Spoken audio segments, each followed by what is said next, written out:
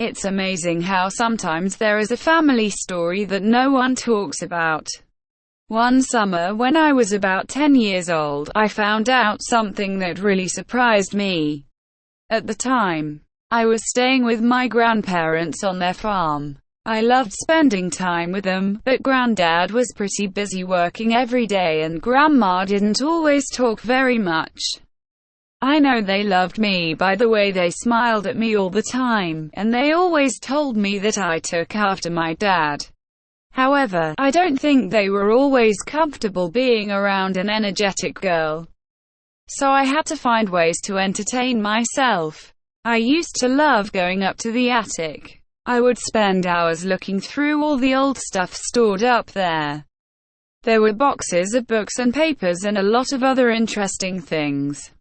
My mum had told me I would probably inherit most of it someday.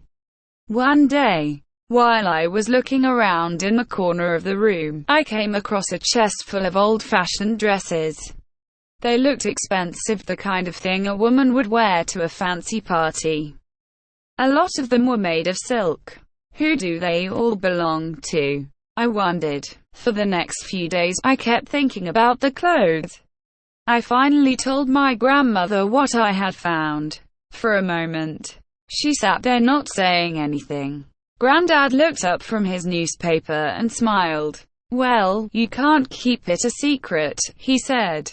Grandma looked down at her hands and sighed. "I guess you're right," she said. This is what she said. "When I was young, I liked to sing and people said that I had a good voice. My mother had told me many times. When I was about 17 years old, I decided I wanted to become a professional singer. But there was a problem. I had fallen in love with your grandfather. I didn't want to be separated from him. But I had to leave to become a successful entertainer. I finally decided that if I didn't do it, I would always regret it. I was away for 4 long years." Granddad looked up and said, "I only saw her once when I went to see her perform. She didn't know I was in the audience. I told her about it later. I didn't want her to think about coming back until she was ready." About 6 months after his visit, I was ready, Grandma said. I went over and hugged Grandma. "That's so sweet," I said. "I want to know more about it."